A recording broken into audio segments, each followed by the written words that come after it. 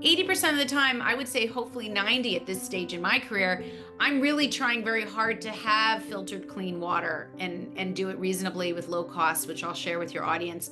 I try very hard not to have processed foods, which tend to have more chemicals by virtue of the preservatives and colors and additives and those kind of things. I try really hard to focus on frozen USDA organic or any USDA organic foods because it's literally the only regulation we have in our food system. I mean, it's shocking, but that one is one. It's not perfect, but it is certainly the best we have available in terms of the unless you're getting fresh frozen fresh market foods, which is great. Some are, if you're getting those farmers markets, local farmers, I support all of that. But the vast majority of us go to a supermarket, in which case USDA organic tends to be the best choice because it has restrictions on the soil quality those produce is grown in. It has restrictions on genetically modified ingredients. It doesn't allow for synthetic colors, preservatives, additives, and even packaged goods. If it's USDA organic, that means none of the ingredients can be junk. Mhm. Can't be those chemicals I just mentioned. Whereas cosmetics and personal care products, if they say organic as they're labeling, they can certainly have not just one, two, but hundreds of toxic chemicals, even if one is organic and that's what they're using to market. So the food industry is much stricter when it comes to organic labeling. The cosmetics cleaning world is not. And so don't be fooled by that. And I write about that and post on that as well. Welcome to another episode of Autoimmune Alchemy, where we blend science with soul. I am Dr. Micah Yu, your host, and I have Dr. Aly Cohen on today's podcast. Dr. Aly Cohen is not only an integrative medicine doctor, but she's also a rheumatologist and an expert in environmental health. And she's the author of a recent Amazon bestseller, Detoxify, where she talks about environmental toxins and the immune system and the impact it has on our body. Welcome to the show, Dr. Cohen. Thank you so much for having me. Yeah, Dr. Cohen, we've been friends for a while and colleagues, and we both graduated from the University of Arizona Integrated Medicine program. Yeah, no, it's a wonderful program and I'm proud to be associated with that community. So yeah, it's been nice. It's nice that we have a lot in common there. Yeah, and I'm very honored to have you on the podcast because you're such a big expert in environmental medicine. And this is a topic that affects all of us. And not only does it affect the general public, but it actually affects autoimmune disease in a very big way, which is why you wrote this book as well. So tell me about environmental toxins. What are they? Because a lot of people in public, they might have read a blog about it or two, but they really don't know what environmental toxins are and what impact it has on the body. So environmental toxins, as most people would consider, in terms of common terminology, are really about chemicals that are human made that have been created to do lots of different things, but have also found to be, usually later on, by the way, to be harmful to either animal health, human health, from really evidence-based studies. So what we do know is that we have over 95,000 chemicals that have been created thus far. This is more of a ballpark over the last, mostly 60 years. And that the many of those have been identified as being harmful to human health, whether it's the endocrine system and hormone disruption, whether it's the immune system, which is what I talk about in the book. And then there's various other aspects that these, chemicals can in fact affect in terms of human physiology. Yeah, and how did these man-made chemicals, they're disruptive and they can harm us. How did they even get into our water system, our food system? Is there any regulation on this? Yeah, I mean, for some people who have never heard about this, I guess I should start with really a little bit more basic information. In the US, and I can't, I would speak to the European market has a lot more stringent regulatory oversight with what goes into their products in terms of ingredients. But in the US, we've really never had any robust regulation in terms of the chemicals that get created, manufactured, and get put into all the products that we love, whether it's personal care products or cleaning products or air freshener or, nonstick coatings on cookware or clothes that are, waterproof, stain guard. we have, or in building materials, of course, we've never had any required oversight. There's been multiple attempts, 1938, 1958, 1974, TSCA, and all these different laws. They've never succeeded in really requiring what's so key is testing for safety and or toxicity of these compounds before they are put and used in products that we all use. And because we've sort of, supported and been biased towards manufacturing and free market industry in the US, we are now in many ways chasing our tails, really going after these chemicals in terms of their testing from academic third party systems, not manufacturers. We still haven't been able to make those regulations stick. So we're at this point now where we have lots of chemicals that come into our lives from what we eat, drinking water contaminants, which we can get into more deeply, again, cosmetics, personal care, lots of stuff. But we really haven't been able to pull those back and require the testing that's necessary. And again, we can get into some of the details of some of these chemicals. Some of them your audience has heard, like BPA or bisphenol A. For some of the folks listening who have had kids back in 2012, bisphenol A, which is a hormone, a very classic hormone disrupting chemical that has effects on insulin, which is a hormone, growth and development, fetal development, breast health, fertility hormones. These are all signaling chemicals in the body. BPA was one of the first identified as a contributor to hormone disruption in Mhm. various mechanisms. And that was actually, it had so much data, even back in the 2012, it was removed and banned in the US from plastic baby bottles because there Mm. was a real strong evidence to show that it could harm infants, especially because they're developing. And, that was really concerning. But BPA is in everything else. We know it lines currently all of our canned foods. It is an epoxy resin in canned food. So again, going from science to making changes that affect our clinical health outcomes, you might want to reduce your canned food consumption and switch to fresh and frozen food. So that's kind of how I post on the Smart Human, which is my social media platform, but it's also how I write and teach programs in different demographics is you want to know the why and then you want to put it all the way into what to do and then that's the practical stuff that we all are looking for nowadays.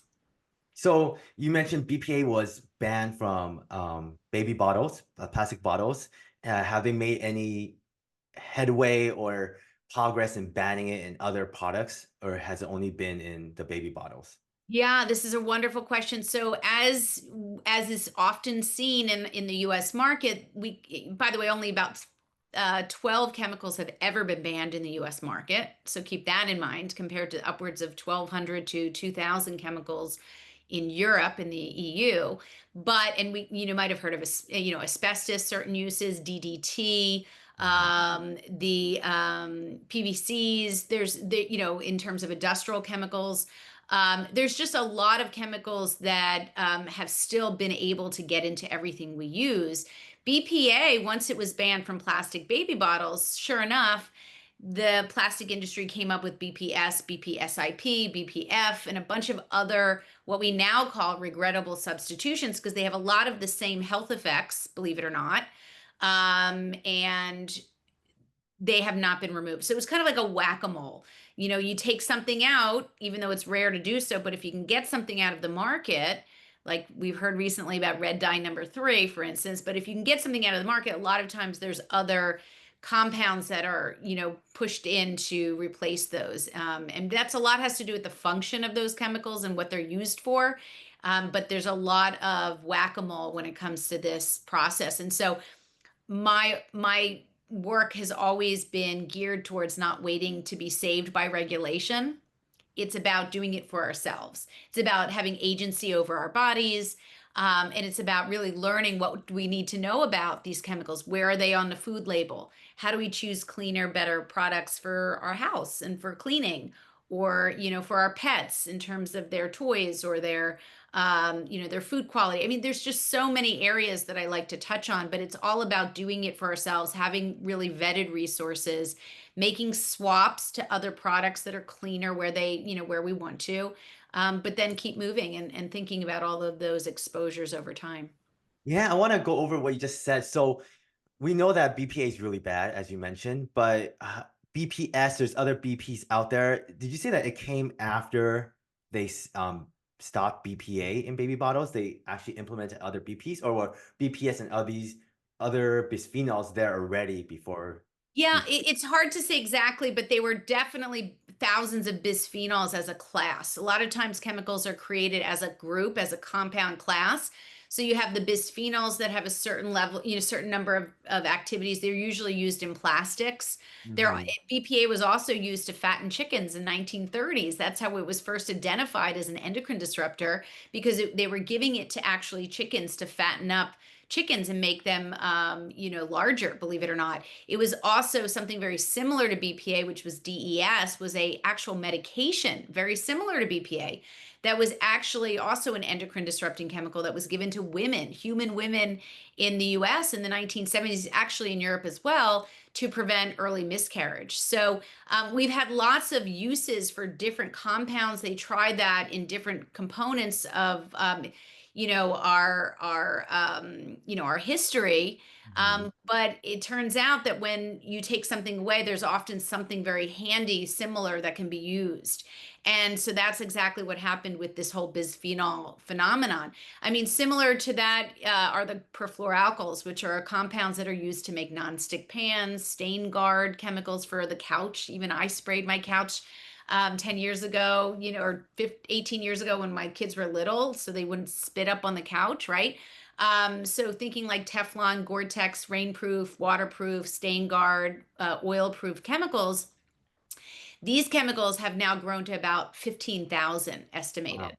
So when we were recently aware that the water systems in the US, which are very, very archaic, follow very old, laws like such as the Safe Drinking Water Act from 1975, 50 years ago, when we heard recently that there were six perfluoralkyls that they were finally going to make as part of the Safe Drinking Water Act to regulate and not allow in our drinking water systems that, service 85% of the US. A lot of people were excited, and I sat there rolling my eyes like so many other people saying, listen, we got 15,000 that can get into our water system. Now it's great to have regulation, but six is not going to cut it. And not only that, it wasn't going to even take effect for a couple of years. And since, a couple months, that's been off the table anyway. So again, it goes back to this idea, whether it's one administration or another, one HHS versus another, one DEA head or another. I've been through all of this over 15 years, multiple, doesn't matter. It just doesn't move fast enough uh, in regards to the lifespan of a single human being. And that's what we really need to be thinking about is how do we do this now as much as we can in a reasonable way so that we have not only our own health to improve, but also the health of successive generations that come from our genes. Right. And do you think there's too many regulations and lobbyists out there that it's hard to make any impact? Or I mean, of course we make an impact, but big enough impact where we can remove most of these chemicals? I'm sure there's a lot of money involved here. Yeah, there is a lot of money involved. And I will also say that people love their stuff, right? People love their products. They don't always smack you in the face and give you a rash. We love our TikTok anti-aging. I'm speaking for myself. Look, I color my hair, as many of the people watching me can see. The thing is that we love our stuff, and I'm human like everyone else. What I try to talk about and really give people this kind of 80-20 rule where, like, So for the cosmetic industry, how do you, if it says organic, you can't trust it, then how do you know if that product is actually clean? Do you have to memorize, or do you have to sort of look up every ingredient on that list to make sure it's Yeah, no, I'm sure no one wants to be a toxicologist, at least late in their career. I think we're all kind of tired. But I will tell you this, I really rely on vetted resources of academics and toxicologists that actually do this work. Mm. And I'll give you some examples. The Environmental Working Group, or EWG.org, is a wonderful resource. They even have an app called Healthy Living. It's on my phone. There's also Clearia, which is a wonderful app. There's Yucca. There's Think Dirty. So we have and they use a lot of the same data, which is great because a lot of these numbers and their rating systems will cross over. But here's the thing. I know what I don't know. And when I don't know something, I want someone who does know to be my resource. And the fact that these companies do this work and generally do it quite well makes me want to share that so that I'm not telling you which brand to buy because they change formulations and ownership. And even within a brand, there could be a couple scents like an Axe body spray that have different Mhm. levels of toxicity, or Burt's Bees, or any of these companies. So I rely on these resources that are free. I do this with my high school students. I rely on them to look things up and decide what they want or not want to use, and also which are the safe alternative or safer alternatives. So you want to be able to make your own, which I have do it yourself in the book. You want to be able to make your own deodorant and cleaning products. Gosh, 2 ingredients, 3 ingredients, super safe. Or you want to be able to purchase and buy things if you're so busy. You want to be able to have all of those options on the table to make those decisions for you and your family. Right, exactly. There's sometimes only so much we can do because you can go crazy Right. going down this rabbit hole. Because when I first learned about environmental medicine, it was very overwhelming, and you're like, do I have to make all these changes Yeah. just to stay alive? But really, that's not practical. It actually causes more harm if you get overwhelmed because it's the stress level Oh, for and sure. affects the nervous system. Yeah, I'm always emphasizing the journey. I mean, I really want people to know that this is not going to happen overnight. I am still literally, I just replaced my plastic blender that I had for 15 years. I don't use it that often, but I thought, why am I using that instead of a glass one, which are so inexpensive and won't shed microplastics every time I want to make a healthy smoothie? I mean, the ironies of that didn't even hit me until like a month ago. So we're all on this journey together. And it's the question is, well, what makes the most sense? So in the book, I put together a 21-day plan where people can start day one, day two, day three. So it's split up into sections called the 4 A's. Hmm. Assess. So you have a 50-question survey. You can kind of figure out where you're, getting chemicals from dry cleaning or cleaning products. Or very reasonable, not judgmental, bunch of questions. Gives you a starting point. The second A is avoid or swap. So lowering whatever you can lower and why that makes a difference in terms of the numbers of products by just sheer chemical exposure, but also swaps, how to have those vetted resources available to be able to swap to what you do want to keep. The third A is, what do we add into the human body to make it stronger no matter what? We want to add nutrition. We want to add sweating. We want to support, clean drinking water and food so that we're adding in nutrition, cruciferous vegetables, and certain vetted supplements that I do believe in. Not brands. I don't tell brands. I talk about how to know a good supplement from a bad supplement and teach people that. And then the last A is allow, and allow is part of this process because otherwise it is overwhelming. And allow is birthday parties and eating the purple ice cream, or travel, or having no access to what you have at home when you go on vacation. So you just need to live, but you want to do the best you can at home when you have the most control at that over that environment.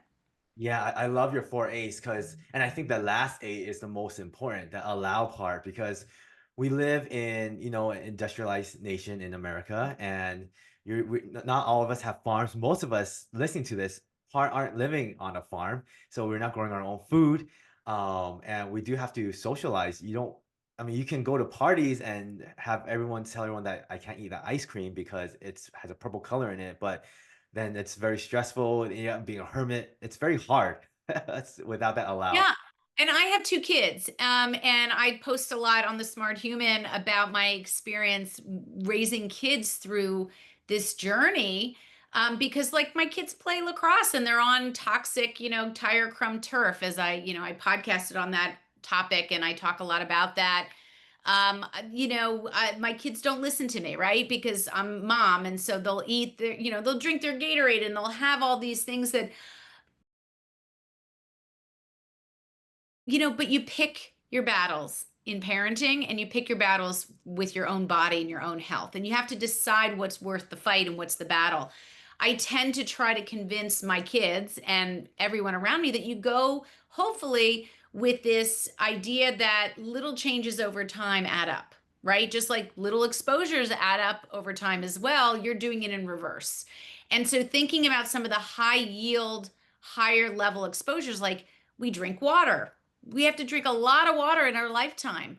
Maybe we should filter our water because now we understand that the water system in the US is really not as good as we might imagine, and that the laws have not ever been strong enough to deal with the onslaught of chemicals that now make their way into our water system. So water is a big one. So if you get a water system that's cheap, there you've knocked that guy off. If you think about food on a regular basis, what you're buying, and try to go with cheaper frozen USDA organics, which are definitely cheaper frozen, they also have high nutritional value because you flash freeze them. So, the idea is that when you make these sort of high level food, water, get rid of candles, Febreze, all that in your home, you're breathing that in all the time. Those are big ticket items. You can worry, I believe, and I look at it like this, but you can worry a little bit less, of course, with the allow of birthday parties, travel, lacrosse practice. Those exposures can be managed, but you don't have to eliminate everything and feel guilty about them. Exactly. And I want to dive deeper into your book that you recently released. Couple questions for you. Why you already wrote two books already? Why did you decide to write this third book? And is this book only about the immune system? Do you talk about other impacts of emerald toxins on human health? So that's a wonderful question. I asked that to myself, how many more books can you write? It's such a big process. But, here's the thing, I started off very green on this topic. And to me, if I was going to get it right, and this is 15 years ago, and I ended up maneuvering through the system and learning and learning and learning, and then getting opportunities to do, books that I would never have expected because I was just so genuinely interested in this topic. And, I think I needed all that layering. But at the same time, as I mentioned, I'm also a mom and I have patients that are experiencing over the last 22 years of rheumatology practice an increase in the number of younger people having autoimmune and immune disorders with no family history, by the way. So, this idea that we have an epidemic, and I say that because I'm not making it up, it's what I see, but I'm telling you that the numbers internationally show this, that we have an epidemic of immune and autoimmune diseases that have really, grown up around the world. Um, all of this kind of collided to this moment. So I did a textbook, then I did a consumer book for Oxford University Press, which is a very generalized, very deep dive on the legislation, failures and why we got into this problem, and a lot of, reference work so people can look up a lot of things very specifically. Then I decided to do Detoxify because it was pulling together three of my areas of training.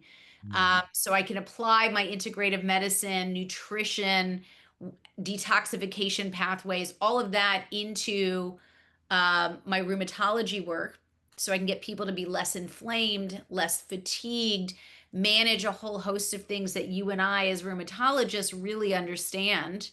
And also add into this the environmental piece, which is how these chemicals affect the immune system, create inflammation, increase our risk, and predispose us to cancers and a variety of other things. So it all came together, and it made the most sense to do it in a warm, lighthearted, reasonable, practical, cost-effective way so I wouldn't scare people away. So hmm that's hopefully what people are understanding about the book. There's a lot of self-deprecating humor. There's lots of funny stories about how I walked into this topic, had no clue, rolling up to McDonald's with my son and my, 9 months pregnant, every morning, and getting the hot breakfast, deluxe breakfast. These are things you learn along the way, no judgment. It's about how to do better when you know better. Yeah, and the one thing I like about the book is that it's very patient friendly, consumer friendly, because you don't talk too scientific where people can't understand what you're talking about. It's very balanced. Doctors, rheumatologists, other healthcare professionals can learn from this book, but patients can as well. It's easily digestible from both populations. So that's what I really appreciate about this new book that you recently published. Thank you. And that was the idea. The other two books are, a little bit deeper dive, a little bit higher brow in terms of the terminology and sort of, um, but this was really about reaching everyone, everyday people, scaling in many ways what I do in my office. Mhm. I don't think people want to necessarily fly to New Jersey and see me in the practice, but they can learn a lot about their immune and autoimmune disorders and how they can actually make a big difference in how they feel by really taking some of these basic tenets and recommendations from the book, or even what I post on social media with the smart human. So the idea was I wanted to get out there what I have seen to be successful with my patients. So there's patient cases in there. And, it really just, to me, it's a really great way of controlling certain aspects of our health that Mhm. many have been told they have no control over. And I think that's a really important component of chronic diseases of any kind, is to know that you can make a difference, that you have a hand in your own health outcomes and really change the destiny of your health conditions and how you feel.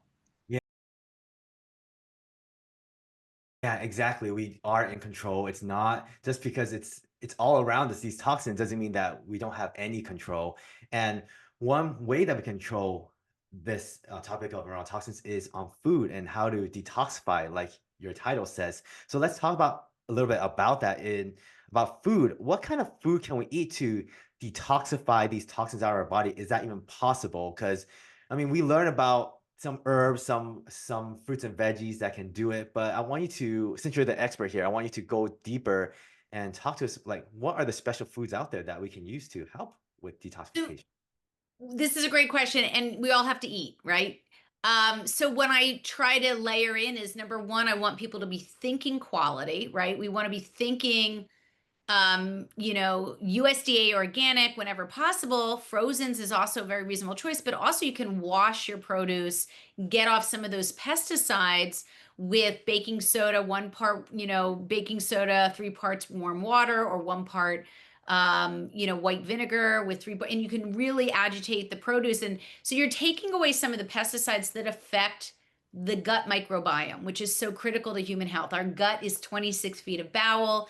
And inside this tube we call the gut, or the gastrointestinal tract, is this lining on the interior surface of our gut called the microbiome, which is trillions of microbes that have been living with us for millions of years. Okay, mold, yeast, bacteria, viruses, all playing together, and a hardier, more diverse, balanced microbiome, the hardier and healthier our bodies, because it acts as a protection, a layer of protection, keeping many of the chemicals and things that happen through our gut from getting across that tube into the bloodstream. So when you eat foods that are higher in quality, that have fewer pesticides, you're also killing off less of the microbes that are in the gut, because that's what pesticides do. They kill bugs, they kill microbes, right?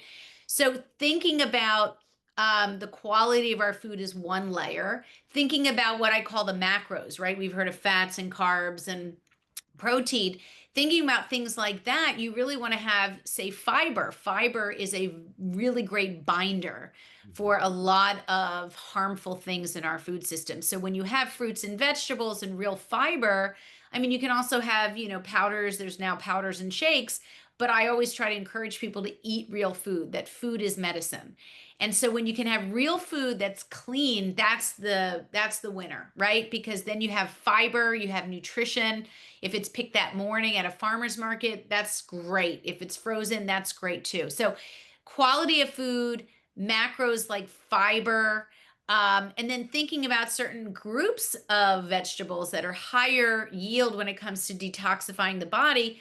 Hands down, the cruciferous vegetables are a wonderful group of vegetables because they have chemicals in them, compounds like sulforaphane, and dimethyl. These are the chemicals that really do regulate the liver to kind of churn and break down toxic exposures. So you're going from quality macros, and then even specifically this wonderful vast group of vegetables, called cruciferous vegetables, that are literally like, they're detoxifying powerhouses, really. So we get into that. again in the book what I post, but I want people to know that food is medicine, and Mediterranean diet in general, the most well studied of all diets, because of its components, seeds, nuts, vegetable, plant based, high quality proteins, healthy fats. That is what I urge people to really try to incorporate, but thinking quality above all else. And it's even in a food pyramid that's in the book as well to give people some guidance.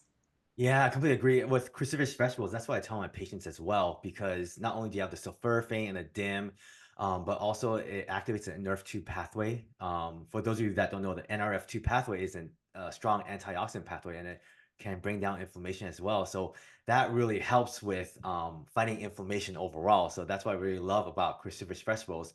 And it includes the kale, the Brussels sprouts, the cauliflower, and the broccoli as well. So I love it. And along with the food here, are there any other groups of foods that you recommend besides the cruciferous vegetables that are very powerful? Yeah, I go into, dandelion root. I go into, all sorts of ginger. I go into turmeric. Turmeric is a wonderful anti-inflammatory substance, but I will say we also not only need high quality, good brands of turmeric as a supplement, but even cooking with it. But you want to be careful even how much you use, because there have been some cases of liver disease, and liver issues, even in people taking clean brands, but just taking too much for too long. So you want to be very reasonable in supplements. But when you use food as medicine and you're eating with these components, they're really, your body knows how to adjust a lot of this in a very safe way. When you're adding in supplements in large amounts, you have to, you could run into trouble. So, I think about the spices, nuts, and fiber, cruciferous vegetables, of course. No doubt omega-3 fatty acids bring down inflammation. It's part of my 4 supplements that I say every human, I call it human fertilizer in the book.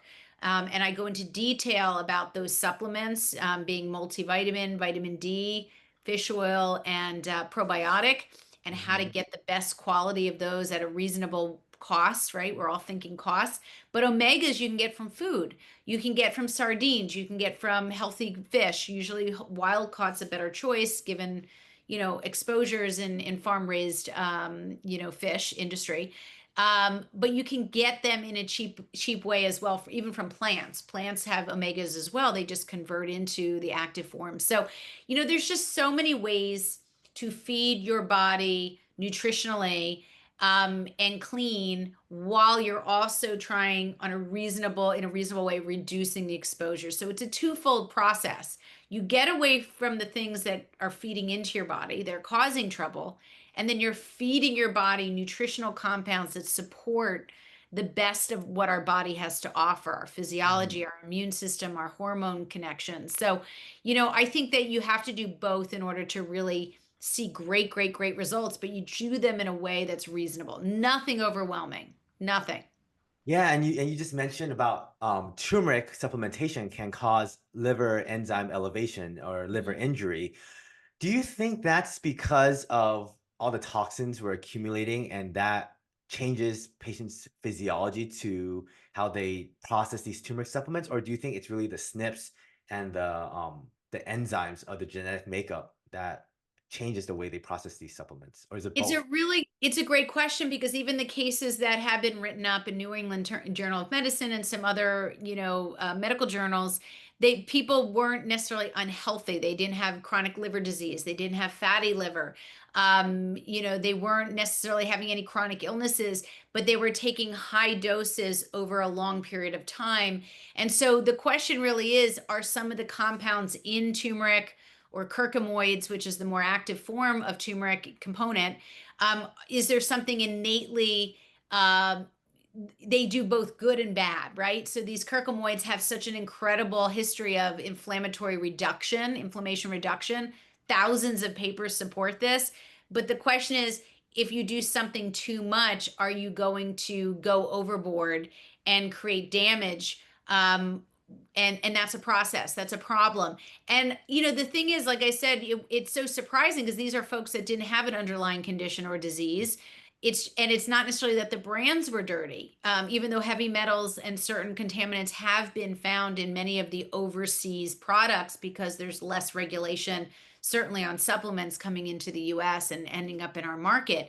But there's also something innately inflammatory at high doses. Look, you can drink too much water and run into problems and have to end up in the ER, right? Because Mhm. that's an osmotic effect where you take too much, you can actually die from drinking way too much water, and not anything most people are listening to. But the idea is anything in excess beyond what is considered reasonable can certainly have effects on health, even if it's a good quality substance to begin with at the starting point.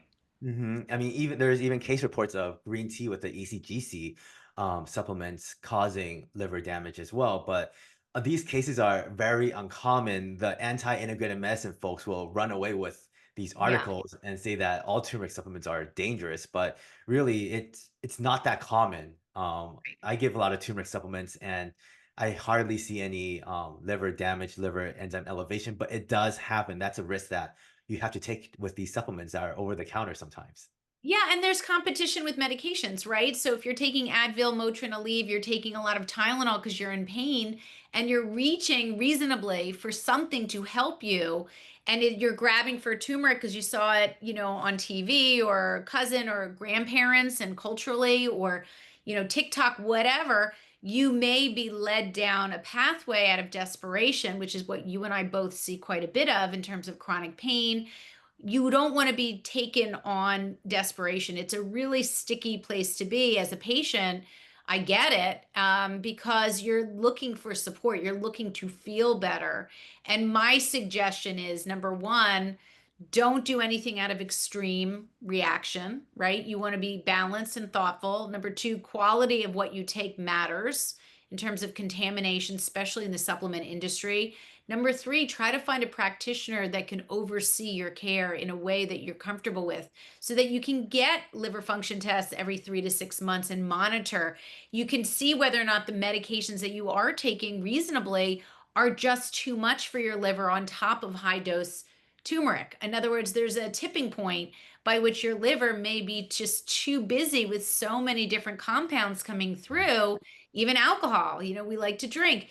All of those things are putting pressure on some of our detoxification systems, not just the liver, but the kidney, the lymphatic system. So you want to do things in a reasonable way and think about other components that are coming into your body that could be irritating, your liver, for instance, and kind of think through that and get support where, reasonable vetted support. Yeah, that's what I tell my patients too, is even though you're in just supplements and not medications in my clinic, you still need to get labs once a quarter, basic CMP, make sure the liver and the kidneys are optimal, because you never know. Even the simplest green tea supplement can do this. But I want to switch gears here because I've seen you on other podcasts recently as well, where you had some debates. And when you go down the environmental medicine path, you find out all this information, you realize how harmful these toxins are. But why is there still a community out there of scientists, or sometimes even doctors that are so against environmental health and medicine, where they say that these chemicals are not proven to harm us at all, even though the evidence is there? Yeah, I mean, so I think it depends on which faction because it's been an interesting ride to see. I mean, I've been working with a group of researchers that have been doing this work for 25 years called the Endocrine Disrupting Chemical Research Group, EDC group. They the first to get into this area back when BPA was discovered in the 1980s, and a little in the mostly in the 80s to have problems in human health. They first found this in animal studies, then human health. Then it expanded to different chemicals that they were testing. It expanded to different academic centers around the world. And now we have the Endocrine Society, we have the American Academy of Pediatrics, we have the American Academy of Reproductive Medicine. All of these major bodies have now written position statements on environmental chemicals and their effects, harmful effects of many compounds in for human health. And so when I talk about what I've written and all the references I've used and all the robust peer-reviewed literature from around the world and for various classes of drugs, of chemicals that we're exposed to, I'm not making it up. I'm pulling from the best scientists in the world to communicate that information. The medical societies that are now fully embracing these topics, it hasn't necessarily trickled down into clinical medicine. And Mhm. the reason I think that that is, and this is just what I've seen, is that unfortunately, med schools, residency programs, and training programs, they're only given a certain amount of curriculum for their 4 years of med school and maybe 2, 3 years of residency. And within that training period, most of what they're learning, med school students even today, is symptoms, pharmacologic treatments, Exactly. symptoms, pharmacologic treatments, and there's nothing on prevention. There's nothing in terms of alternative, I wouldn't even say integrative approaches, which is acupuncture and nutrition and herbal medicine and massage therapy and Ayurvedic medicine. There's nothing in this area outside of pharmaceutical therapeutics for relief of symptoms or disease. And I've had three med school deans who I'm friendly with, who know the work I do, who embrace all of environmental health. I've had three deans refuse 40, I think it was 46 hours of free curriculum that I offered. And they basically said, we just don't have room because we're teaching too much to, we're teaching to symptoms and pharmaceutical outcomes. And so they don't even allow it in. In fact, on average, there's somewhere between 5 and 10 hours of nutrition at all during 4 years of med school, even today, even 2025, which Wow. is absurd, right? Because we know food is medicine and we have literally gazillion articles on how its different components in quality food make a difference to human health. So the answer to your question is there's lots behind this. There's a lot of lobbyists and industry and pharmaceutical support to med schools and residency programs in terms of their how they get paid. So, I'm not a conspiracy theorist. I'm a realist and I like to work around the drama. And the way to work around the drama is to do it for yourself and, Right. embrace all of the evidence-based information. I don't sell products. I don't endorse products. I've made a choice not to do that so that I can really share very academic, evidence-based information and communicate what researchers have found from around the world. And hopefully people will hear that kind of the conversation and embrace it in an easier way than, medical legal talk, which is too heavy. Yeah, unfortunately, med school is very rigid and it's very overwhelming too. I mean, it was difficult enough memorizing the drugs and the physiology and the biochemistry. I couldn't imagine back then learning environmental medicine at the same time, but it's so important that we at least need to have some information on it during medical school. But hopefully that will change in the future. What's unique about us having this conversation is that both of us are rheumatologists, and there's not many rheumatologists that talk about this. And in your practice, you see vasculitis, you see rheumatoid arthritis, lupus.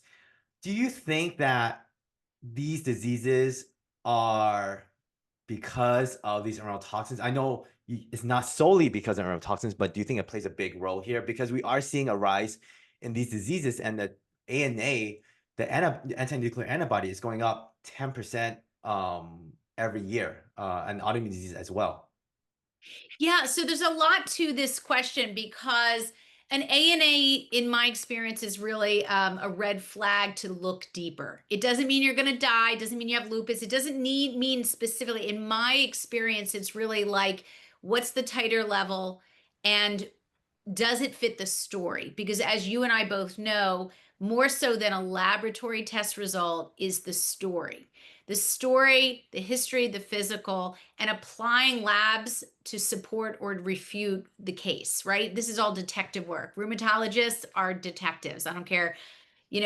Most specialties would say that the rheumatologists have to do the hardest work because we get a little bit of everything. Patients show up with a little bit of everything.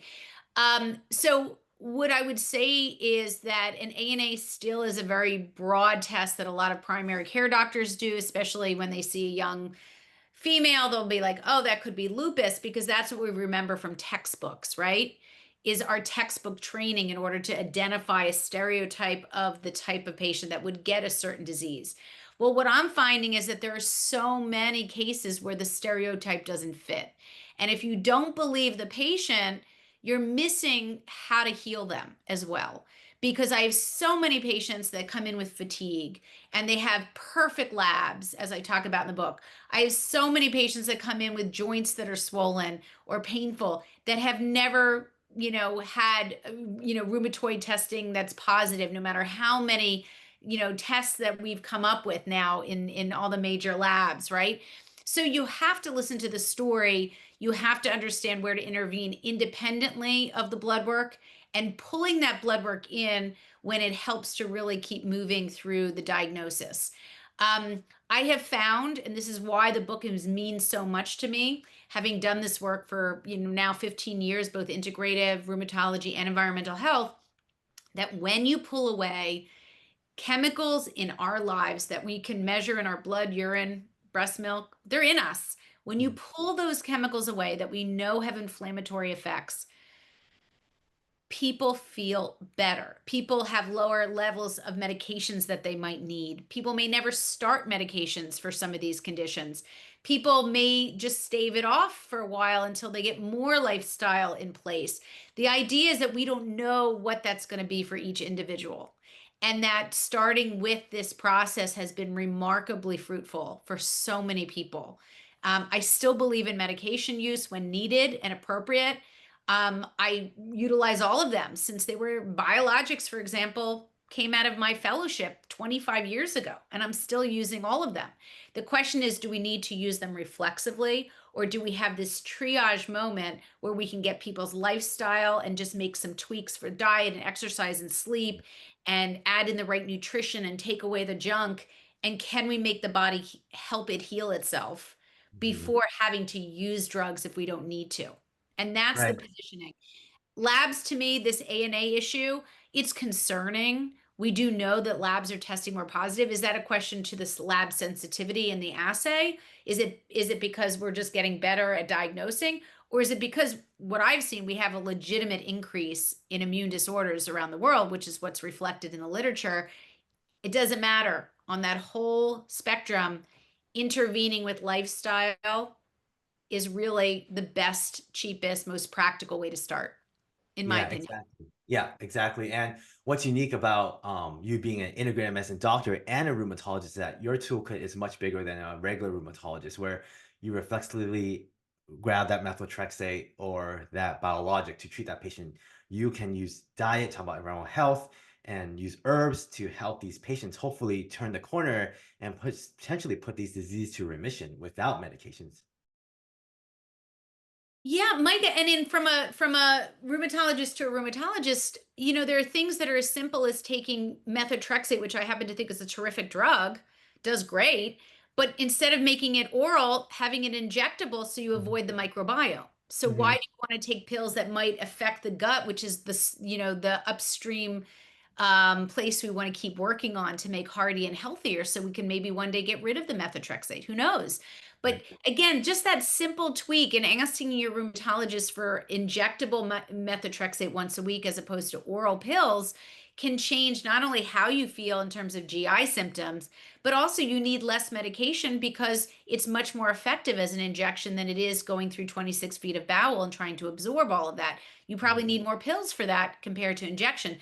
So you can see that you're making a dent on the dose amount, on the side effect profile, just by switching to shots versus pills. That's what a rheumatologist who's trained in integrative medicine is thinking about. We're Mhm. thinking about how to do the work of pain relief along with how do we prevent illness down the line, heart disease for rheumatoid arthritis, all of these things that are not just in the moment. We're thinking about how to even heal the body so you may not even need some of this stuff because you're fixing the underlying cause.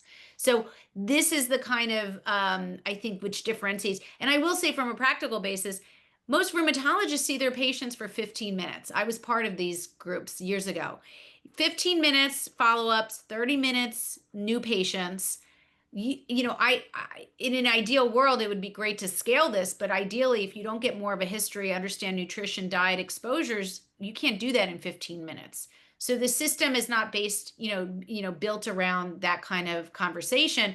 That's why I wrote the book, so that you can start doing this without relying on healthcare practitioners that you have access to locally. Exactly. The healthcare system is not built for an ideal integrated medicine visit, especially when you combine with rheumatology. There's no way you can talk about everything we just talked about in a visit and educate your patient, which is why your platform is so important with the smart human and your practice and your book as well, because that's the only way that people can get this message is through that public platform, not through Yeah, the rheumatologist. and hopefully it'll make its way into conventional rheumatology. I mean, I'm open to educating and being part of this conversation for all rheumatologists. And there's many rheumatologists that would love to be able to spend an hour with patients, right?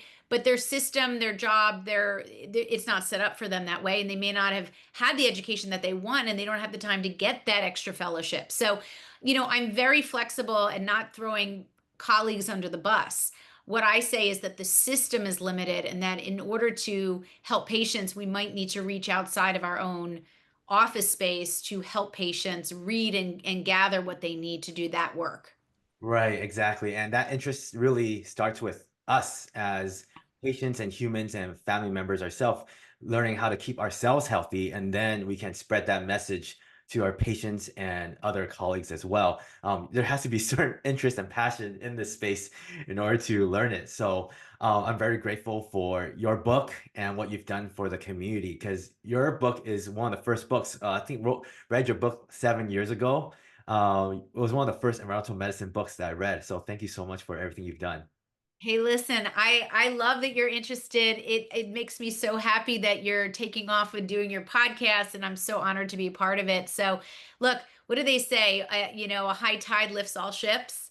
Yeah. I'm all for it. So please keep spreading the word and doing all your good work as well, because it does matter and community matters, especially in the field of integrative rheumatology for sure. Right. There's very, very few of us. You probably could count a handful of us in the whole nation. So very grateful for what you've done and very honored and for you to be on this podcast.